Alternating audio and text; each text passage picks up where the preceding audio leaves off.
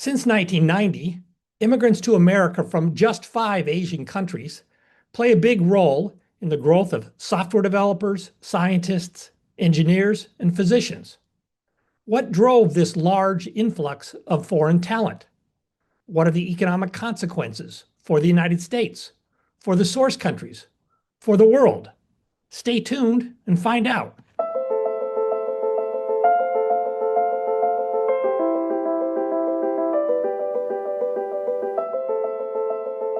Welcome to Economics Applied. I'm Stephen Davis, Senior Fellow and Director of Research at the Hoover Institution. Today's guest is Gaurav Khanna. He's an Associate Professor of Economics at University of California, San Diego, and an editor at the Journal of Labor Economics. He earned his PhD in economics at the University of Michigan in Ann Arbor and his BA in economics at St. Stephen's College, Delhi University. Welcome, Gaurav. It's great to have you on the show. Thanks, Stephen. I'm delighted to be here.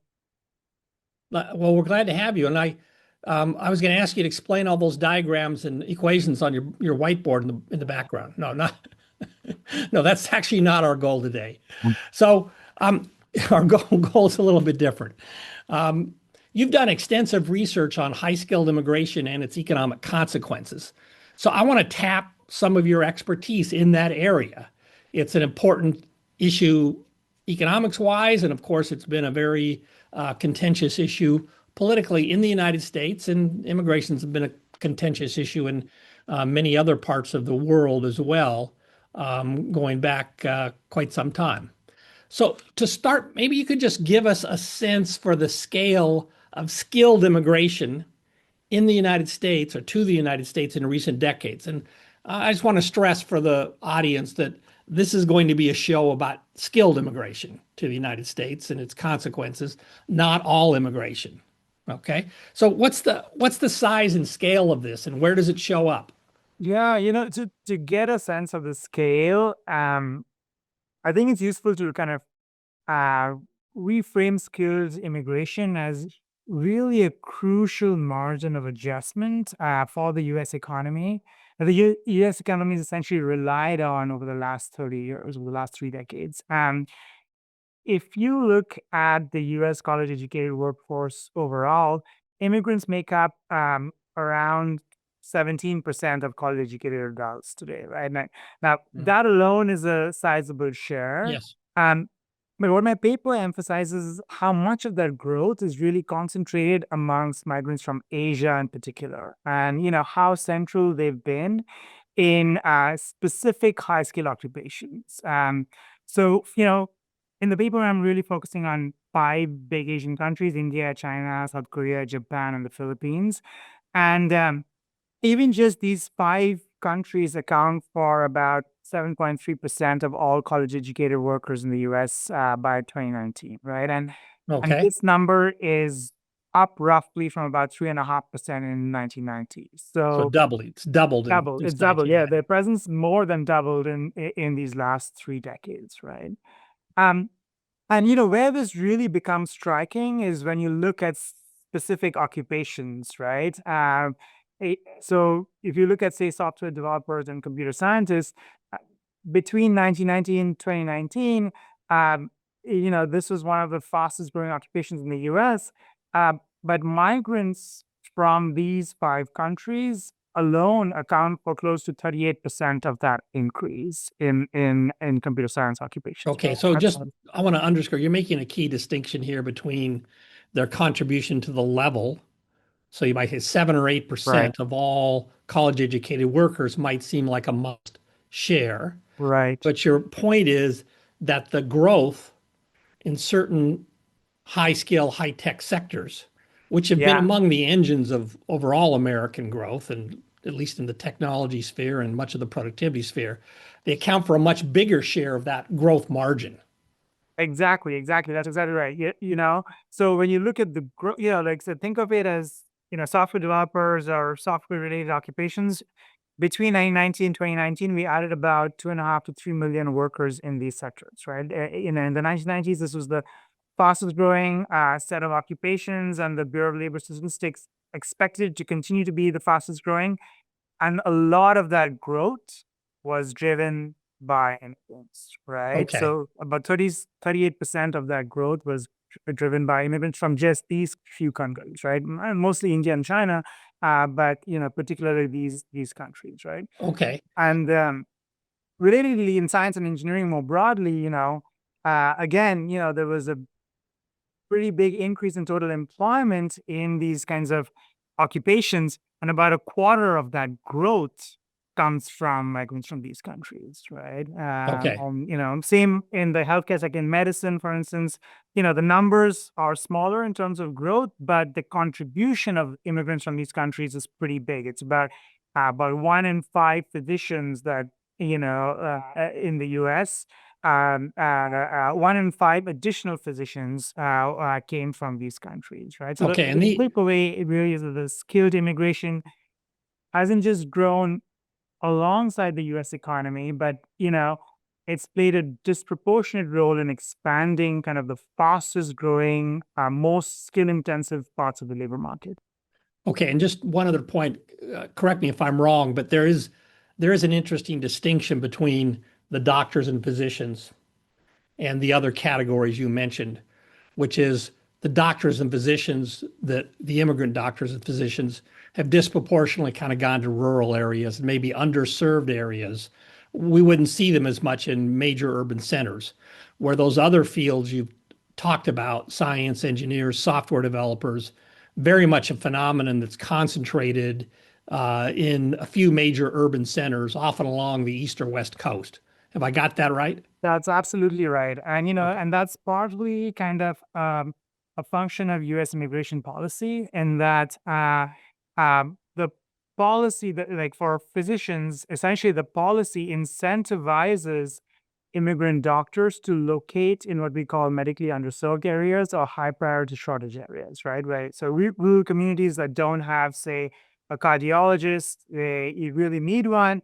And the US immigration policy says, you know what, you want to stay on in the US after finishing a residency?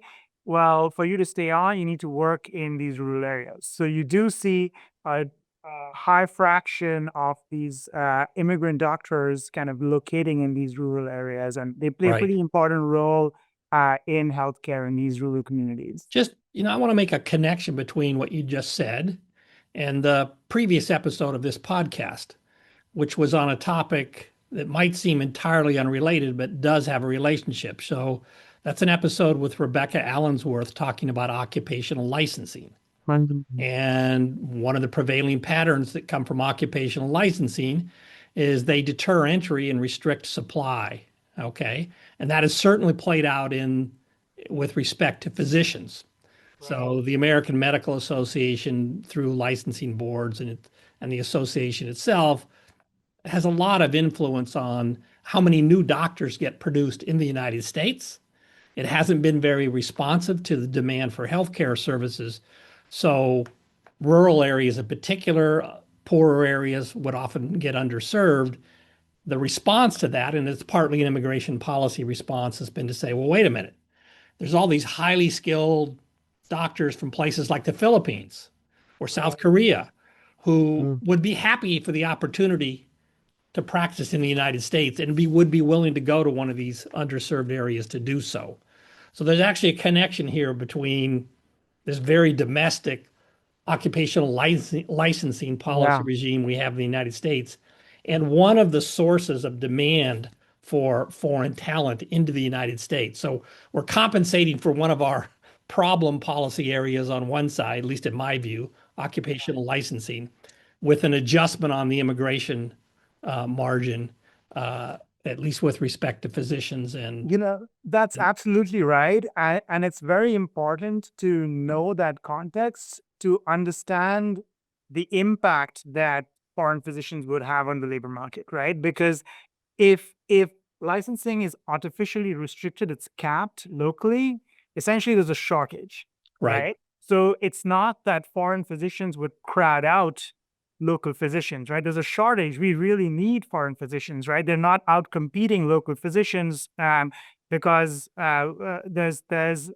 just we've the American Medical Association is essentially for many years capped the number of residency slots. Yeah. No, In that 2021, right? In 2021, they say, hey, by the way, we have a shortfall of like 125,000 physicians. We need many more physicians, but it's these things are slow to change. Well, we need foreign educated physicians to come in, and like you're saying, there are a lot of great medical schools in South Asia and East Asia, and that's where they go and pick the best of the doctors, and they come and because there's a shortage, these doctors are not really crowding out local physicians, more they're kind of complementing. Yeah, so that really is a key point. I want to just put it slightly differently than you just did.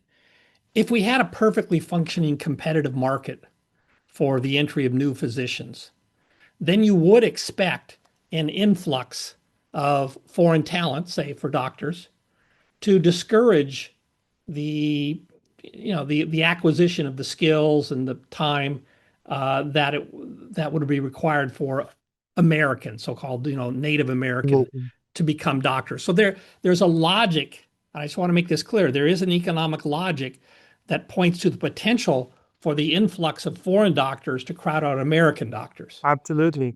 But given the way the supply side of the market for new doctors operates in the United States, you do not get that crowd out to any significant degree. So that's the important point where the licensing restrictions really come into play and matter a lot. So one of the things I think we're both trying to communicate to the audience here is, at least in this particular domain, it's probably incorrect to think that the foreign doctors are crowding out American doctors. It Absolutely. could be true under some circumstances, but those aren't the circumstances that have prevailed in the United States in recent decades. Absolutely. That's you said it way better than I could. And the slight twist to that also is this thing about a preference for being in rural areas, right? Because a lot of American educated doctors, at least in the data, it shows that they prefer to locate in bigger cities along the coasts and so on. And so the shortage is particularly exacerbated in these rural communities. And in some ways, immigration policy has tailored it in such a way that these foreign doctors now kind of help fill these shortages in these rural communities. Right. Okay, we're going to come back to this crowd out versus crowd in issue with respect to the other categories we talked about: scientists, engineers, software developers. There's a story there. I think it's a very different story than the one we just told about licensing. It's also in some respects more subtle. So we're going to come back to that because people naturally have concerns. I think Right. the layman coming to this would say, well, aren't all these foreigners just crowding out Americans from these desirable jobs? And that can happen under some circumstances. We've just talked about the doctors' cases, but we're going to come back to the other ones. But we'll get there in steps. So just briefly, can you tell us the main pathways by which high-skilled foreigners enter the United States and work here legally? And I don't want to dwell too much on the arcane details of H-1B visas and F-1 visas, but we should at least give the broad contours. So if you could just describe that for us briefly. Yeah. I mean, it's a good question because it really sets the stage. The crucial thing to understand is that um, often it's kind of a multi-stage process. It's not that skilled immigrants are coming directly as permanent workers. Instead, they enter on these temporary visas, right? Um, and the one of the most important entry points is actually the education system. And this is because the student visas are not capped, whereas work visas are capped, right? So a lot of folks first come in as students, and you've seen this big increase in international students coming to the U.S. More than a doubling to more than like more than 1 million students a year by the 2010s. Especially in these STEM fields, right? They're coming on these student visas, completing degrees, and then they transition into what we call the optional practical training, the OPT program, which again is under a lot of political debate in recent days. But it's a key role in this kind of stepping stone. So you come as a student, you work temporarily on this OPTs, and then you transition to this H-1B visa, which is the work visa, which has caps, right? Hmm. Of course, there is a separate preferential treatment given to those with US advanced degrees. And so again, the education system plays a pretty important role in this kind of transition, this pipeline, essentially of high skilled workers. But the H-1B visa essentially then is the main work visa. The employment, it's an employer sponsored visa system that then kind of brings a lot of these workers in, right? For the healthcare sector that we're talking about, it's slightly different, which is they come as medical residents on these J1 visas as residents. And then, like we talked about, if they want to stay on and work and get an H-1B visa, then they have to work. There's a preferential treatment given to those who essentially are working in these medically underserved areas and high priority shortage areas. And so, skilled migration, like we're talking about, is really intertwined with these US institutions, right? The university system, the training systems, the US immigration policy, and the visa rules that accompany it. Um, so it's not just not just about firm level recruitment, but also the kind of the institutional structures that surround it. Right. Okay. And we'll leave the details of those programs for another day. 'Cause there are a lot of details that warrant scrutiny, and the system could be improved in many ways, almost regardless of what your objectives are. But we'll set that aside, and let's turn to the main economic forces as you see it that in recent decades have been pulling immigrants, talented, high skilled immigrants into the United States, especially from the five countries we talked about before. And so by pulling, there's kind of a pull source, a pull factor and a push factor here. But pulling people in is another way of saying there's a high demand for skilled immigrants in certain US sectors. So lay out the main components of that demand for us in recent decades. Yeah, I think you're absolutely right. So on the US side, there are essentially these forces was driving the demand for skilled workers, not immigrants in general, just could Right. be all workers, right? And let's think of it as a sequence of somewhat related, what we call demand shocks, right? Rather than one single factor. First and foremost, there was the tech boom, right? Some of your listeners might be too young to remember a time before the internet, but but many of us kind of have lived through the tech boom, right? And like I mentioned, like computer science occupations were the fastest growing occupations in the 1990s, right? And driven by the commercialization of the net, starting with the Yahoos and the Amazons and the enterprise software and so on. And essentially what happened is, domestic training in these kind of computer science degrees, it did rise substantially, but the education system essentially couldn't scale quickly enough to meet that demand, right? It's a costly thing to train it, essentially. And so you might need more workers in some ways, and sometimes you might look abroad for that, right? Second, But then just I want to clarify, when you say the education system couldn't scale quickly enough, I mean it did scale up a lot. a lot, But I think part of your, or I want to make explicit, I think something that's implicit in your thinking, which is it's also the preparation of American students to actually succeed in these fields.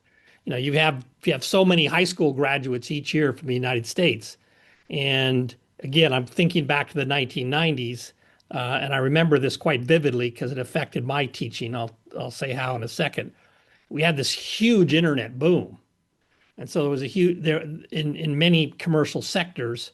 This was the genesis of Amazon and others that are household names today. And there weren't that many American young people who were kind of equipped with the right set of skills to make right? it easy for them to transition into into these jobs that were newly demanded. So American university and training system did scale up, but they often scaled up by not only bringing more Americans in, but bringing a Yeah. lot more foreigners in. That's if I got that story right. Absolutely right. Absolutely right. So, and it's not just about the skills that the Americans had. It's also just their preferences, right? Like a Yeah, lot of fair American enough. high Fair enough. schoolers said, I want to be a lawyer or a banker or, No, uh, that point's well taken. right. So they don't all have to be computer scientists. They have other preferences, and so, the Silicon Valley was just demanding more computer scientists. They really needed it. And I think well, so. here's my personal anecdote along these lines. Yeah. So I was teaching MBA students at University of Chicago Booth School of Business in the 90s. And I remember sometime in the second half of the 1990s, there was an urgent call from the dean's office. Right. Any faculty who wants to teach about internet related businesses, we would be happy to entertain proposals. So I went from teaching money and banking or financial institutions and markets or something to, I don't know, 2, 3 years teaching a course on internet businesses, which was completely off my normal path. And then after the dot-com boom, but after the dot-com bust, the Yeah. MBA demand for those courses dried up, and I started teaching something else. Right. Right. Right. So it wasn't just the computer scientists, but it's also these related fields Exactly. that sucked in a lot of talent for a period of time for software developers and so on. That boom in demand has continued. Okay, so that was the internet boom and all the associated demand for people with software skills, IT type skills. That really took off in the 1990s, second half of the 1990s, but it's continued and remained strong. It's had other impulses since then. Is that right? That's right. That's right. And like in general, the broader innovation economy that we kind of live in became very intensive. The R&D, engineering, science-based industries. They really started increasingly relying on this kind of highly specialized human capital, right? And but then training those workers take time, like we talked about, and so firms kind of started tapping into a much more global labor market, right? Rather than waiting for domestic supply to catch up, right? Right. So that's one really big major trend. The second thing is, we talked about physicians, but healthcare demand essentially rose sharply in the US as populations are aging. Populations are aging, and like we talked about, at the same time, the number of residency slots are not growing very much because of these regulatory constraints. Um, so it creates this persistent shortage of physicians, right? We just talked a lot about that. Um, and then the last pretty important factor is what was happening in the higher education sector, right? So, like we talked about, universities are an important pipeline into the labor market. Um, but what was happening was public funding for universities was declining over this period. And And this came a little later, just to put the timing. This was like after the global financial crisis. Am I right? so over the global financial crisis, there was a sharp fall. It was a Yes. pretty drastic fall, but actually public funding has been going on since the 1980s. You mean So things going down since the 1980s? going down. So Okay. state appropriations per full-time enrolled students. So public, yeah, essentially public support for universities has been going down since the 1980s. That's the longer term secular decline. But then every time there's a recession, like the financial crisis, there's a much sharper decline, right? Because state Okay. budgets I just fall, and so. let me try to summarize here. I want to make sure we get I've left a somewhat unclear track record. Mhm. Here's my understanding of what happened. Since the 1980s, there's been a decline in real terms in direct public support for public universities Per student enrolled, for yes. student enrollment. And that accelerated after the global financial crisis in 2008. Is that That's right? right. Okay. Exactly right. Now, other sources of indirect support for higher education, maybe less efficient forms of support like generous student loans, that has increased a lot since that time period. It has increased a lot. Some of these other sources are not kind of directly revenue generating for the universities. There And might and be. and they also aren't necessarily directed towards like STEM fields. That's right. That's So right. that's the other That, important. yes. It becomes easier to get a degree in something that's not very marketable when the government is providing you with generous loan terms for a long period of Right. time. Okay, Right. Right. so Right. All right. The public So go funding ahead. is falling, but universities essentially need revenue. So what the public research universities did was they turned to full fee paying students, right? And one of the biggest sources of full fee paying students was just students abroad, right? So you're not local students are paying a subsidized or local tuition, but full fee paying students are, in China and India. And a lot of them are coming for these STEM degrees and master's degrees, right? And that was an important source of revenue for these universities to kind Okay. of stabilize finances and kind of meet also like their research assistants and teaching assistants and so on. And so that was an important source for them. So this was like another important So they're just democratized. to summarize, they are actively responding to the cuts in direct support for universities by expanding programs where students had to pay full freight for their tuition, and those were almost always students from abroad. So the universities are actively then really many universities are actively recruiting Yeah, and successfully bringing more foreign students onto their campuses as a way to offset the effects of the public sector funding cuts they had been experiencing. absolutely. And Okay, we over this time, you also see the kind of the growth of what we call STEM masters programs, a lot of which are kind of catered to kind of a more global student body, right? But right. they're very heavily revenue generating programs that kind of help fund the expansion of these engineering departments and so on. So, Okay, so that's the demand side, the right. demand for skilled immigrants in the United States. Tell us now about the supply side, and maybe we can talk just in the interest of time about China and India in particular, because they were the two largest sources of skilled immigrants in recent decades. So what was happening in China and India on the Yeah, supply side of foreign talent, and to mesh with what we just described happening on the demand side for foreign talent. that's right. Yeah. So India and China were really well placed to kind of meet this increase in demand from the US, right? For a few different reasons, right? One is that they were rapidly expanding their own higher education systems, right? So China did this massive expansion, post 1999, several fold, one of the largest expansions we've seen in history.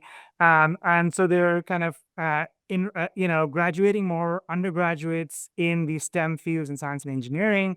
India is also expanding technical and engineering education. So suddenly you have this cohort of kind of skilled kind of talent in these countries, right? And we're doing everything in India and China happens on a massive scale, right? So you have like a lot of Right. students, right? So US uh, firms and universities can just have their pick of the lot, right? There's a lot of students to choose from. They can just pick the highest talented, smartest students, smartest workers from these places, right? Uh, and it's not that just expanding more graduates, but like I was saying, if you think of, there's a kind of a distribution of ability levels. When you have such big countries, there's a lot of mass in the right tails of these distribution, which you can then just pick from, right? Like you can just select the best students, right? And especially in places like India, it's all English language instruction with standardized curricula, and kind of these internationally recognized credentials, right? That some of these really top engineering colleges, right? That the U.S. labor market can kind of choose from, right? Okay. The So, next thing, sorry, go. well, I wanted to make 2 points here. One, just Oh, a factual observation, which I got from your paper to reinforce what yeah. you just said, but then I want to put things in a slightly different way. So one, I wrote down some striking numbers from your paper. Um, China had about 1 million graduates per year from its higher education system as of 1999. By 2021, it had almost 8 million a year. That's right. So that's just an enormous increase. Enormous. Okay, maybe in India also had a large increase. I'm not sure. I think it was probably not quite as dramatic, but also large. Now Hopeful.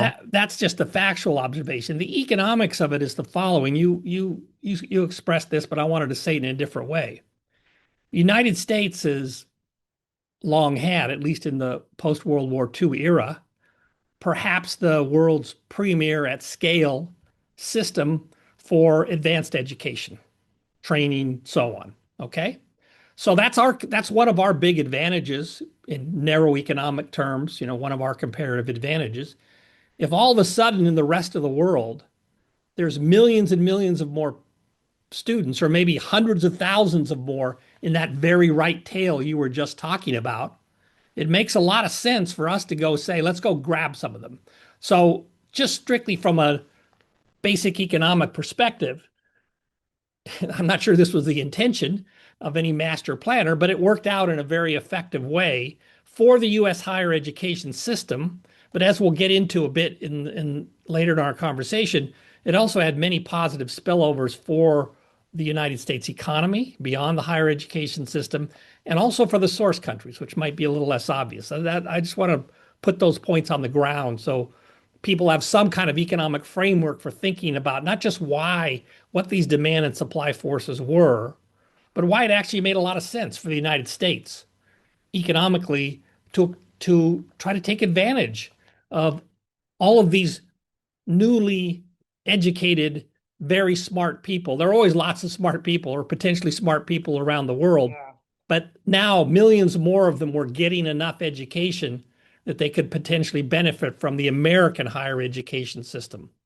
Absolutely. And the other important thing that we're just talking about concurrently is happening is that because incomes in India and China are going up so rapidly, they can afford to pay that full fee to come and to come to the U.S. colleges, right? And like we were talking about earlier, these U.S. universities needed that revenue, right? Right, And so it's not just about the talent, but also the revenue, right, right? And right, so China has this big manufacturing export-led boom in incomes, right? With debating trade policy with China, but essentially that income that was driving the goods deficit for the US was cycling back as a surplus in export of services, which are higher education services, because the Chinese families that were getting richer from exporting more goods were then using that money to send their kids to the US and paying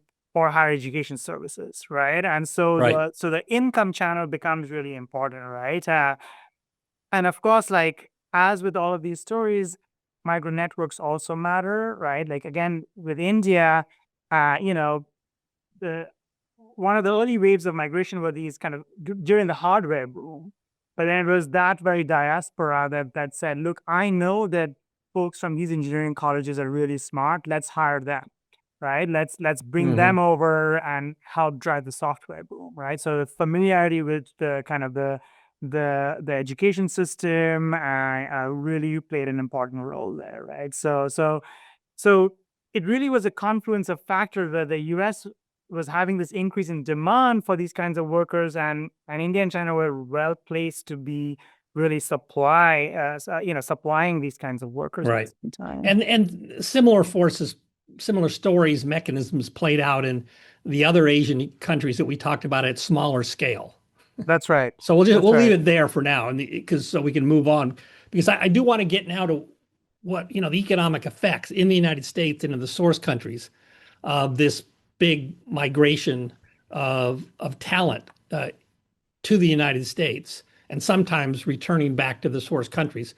So let me start by asking you what in your view are the most important economic effects of these Asian immigrants, these highly talented Asian immigrants to the United States in say the last 30 years or so?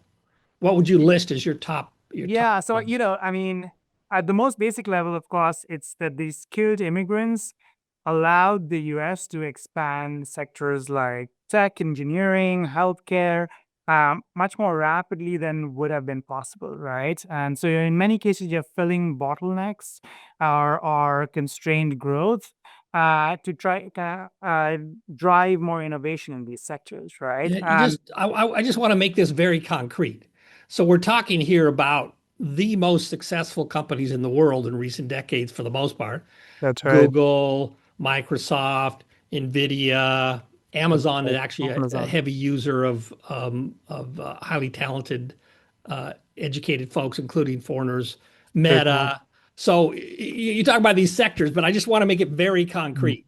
So to a considerable extent, the most extraordinary business and commercial success stories in the United States in recent decades, a big part of that story rests on the ability to tap talent from around the world, especially from these Asian countries. You've been talking about that.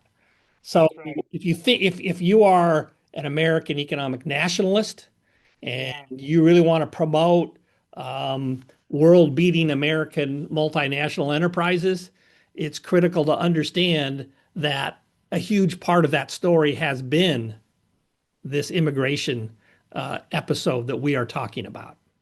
Absolutely. And it's not just the big companies, but even if you look at like AI startups today, right? A lot Yeah, of those are kind of led by or staffed by like these high skill immigrants, right? So they're disproportionately contributing to innovation. And as right. economists, we know innovation is the one of the biggest drivers of growth and making everyone's lives better off, right? So Yes. so And they're they're associated, these immigrants are associated with higher patenting, with R&D output, and this has big spillovers, right? Spillovers on other workers, other firms, and so on. And let me give you an example, right? Like when we think about what is the impact of these workers in the tech sector, a lot of the focus has been on closely substitutable workers like other computer scientists, right? But actually, when you hire more computer scientists, what's happening is that it grows the tech sector, which then needs to hire more managers, more HR workers. Amazon is hiring more warehouse workers. So it grows employment and wages for what we call complementary occupations in these sectors. Then the second thing that it does is it helps consumers. So our lives have been transformed by essentially the production and innovation that these immigrants are doing in these sectors, right? We're doing this podcast over Zoom, we're using software in all our work, our phones are faster, that the consumer welfare benefits of this innovation have been So, humongous. okay, oh, you just covered a lot. I want to I unpack just got, some of yeah, it that's right. and also make an advertisement for another episode of this podcast. So the first part of what you said about the disproportionate concentration of highly educated immigrants to American patenting, entrepreneurship, and dynamic sectors, innovation. We've done a whole episode on that with Rebecca Diamond. We'll put a Right. link on the web page for this episode. So if somebody wants to see a full lengthy discussion of all that, tune into the episode with Rebecca Diamond. Now, the second point you're making is actually the economics are more subtle, and I want to Nailed. spell them out, and you can tell me if you agree or disagree with them. It is true, everything you said about all the consumer benefits that flow from this innovation, that's entirely true. 2 points, those benefits are global, not just Well, US. Okay. that's real. So the US, if you're kind of like looking at it from a selfish US perspective, uh, or even actually, and I'll rephrase that.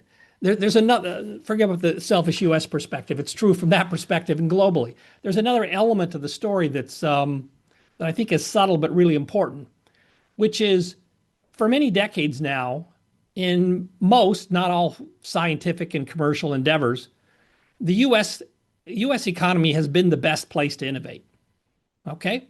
That has partly to do with our higher education system and that it's a complement to commercial innovation. It has partly to do with, compared to most other rich countries, um, a regulatory system that is relatively conducive to innovation and entrepreneurship. I say relatively because I think it could be a lot better than it currently is, but it's better than most other places. It also has to do with the fact that historically in recent decades, and I hope this continues to be true, the U.S. has been more hospitable than most other countries in the world to foreigners, especially talented foreigners. Now, it's that confluence of advantages. And I should also add, thick liquid capital markets that makes it I think possible that's to very raise funding. important. So all Yeah, those things together mean that we'll get more innovation, not just in the United States, but in the world, that's right. if we allow foreign talent to congregate in the United States, because there's no better place to do innovation at scale. That's been Yeah. true. That's been true since World War II. Wasn't always true, but it's been true since the end of World War II. And if we don't mess it up, it'll remain true. But that's Yeah. an important part of the argument here, which says one reason why you can't just say, okay, well, if these talented people don't come to the United States, they'll go elsewhere. And yeah, they will go elsewhere.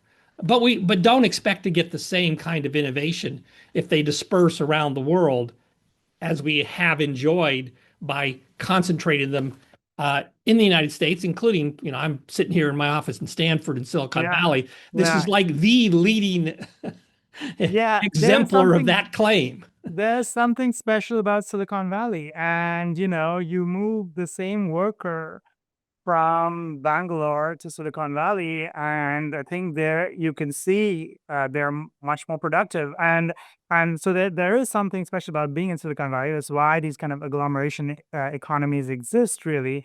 But just to kind of stress the point about why this innovation is important, it's not just the consumers, right? It's actually what we call downstream firms. The rest of the economy really gets propped up by it. Like Yeah, the car manufacturing sector uses a lot of software, the banking sector uses a lot of software. So the innovation that occurs in Silicon Valley by these immigrants is propping up productivity in the rest of the economy, right? In the 1990s, when you look at value added growth, it was the IT sector that was driving value added growth. But in the 2000s, it's what we call the IT using industries that was driving value added growth in the US, right? So these downstream sectors, our cars are, but even the software in our cars is better right now, right? So and a lot of that is because of innovation that's happening in Silicon Valley by these high skilling equipments, which is, right. remember, they're the major contributor of the employment in these. Okay. Okay, right. So I want to take up one more topic under the heading of economic effects in the United States. Yeah. And that's back to this crowd out versus crowd in.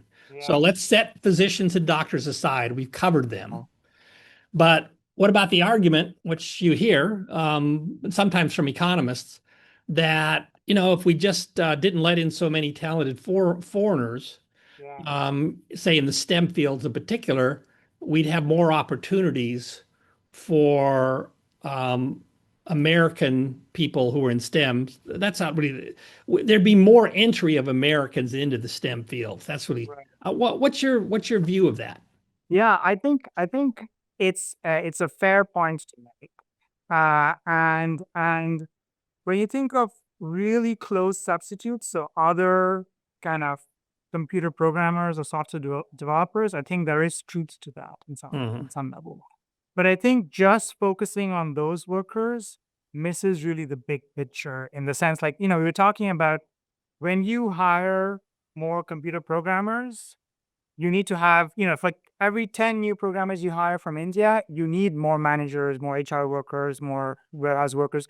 And what you essentially see is that these American born workers switch to these managerial occupations within these same firms often, right? Right. And so and so you kind of see this growth in the tech sector overall, and especially in these complementary occupations as well, right? So so I think there is truth to the argument that folks are making about kind of very close substitutes, right? But that's missing the picture on the broader employment effects. And then when you think about, like we were talking about, the car manufacturing sector is more productive and the banking sector is more productive, those employment effects are pretty big as well, right? So when you think Hmm. about the entire kind of economy, employment is on net going up quite a bit. But I do think there is truth to the fact that that close substitutes, at least their wage growth is somewhat stymied by Yeah. immigration. So this is also a topic we've dealt with before on this podcast in very different contexts. And I think you're right. The larger message I would try to convey and boil down this way. There's rather a complex mix of substitution effects between foreign workers and domestic workers, whether you're talking about talented ones or less talented ones, and complementary effects. That's right. Okay? And in many settings, the net effect of those can be somewhat counterintuitive or just kind of balance out so you don't get much net effect at all. So it's a complex picture. The evidence in this is complex as well. I don't think there's a consensus within the profession, the economics profession, including people who've looked at it closely, on even the sign of the net effect seems to be sometimes in dispute. So I think to a non-expert person, the message is this is more complex than it looks uh, at face value in terms of whether allowing more liberal immigration policies will actually increase or reduce the wages of American workers. The truth is, it's quite uneven in the effects. There will probably be some people, the close substitutes that you talked about, to particular kinds of immigrants who might see less wage growth than they would otherwise. But many other American workers, American born workers, will actually see favorable effects on their wage growth. That's kind of my Absolutely. summary of what is really kind of a complex literature. Absolutely. The only thing I would add is that, what we're talking about in terms of innovation kind of changes the calculus a little bit by then saying you could have basically more software developers creating even more software jobs, Yeah.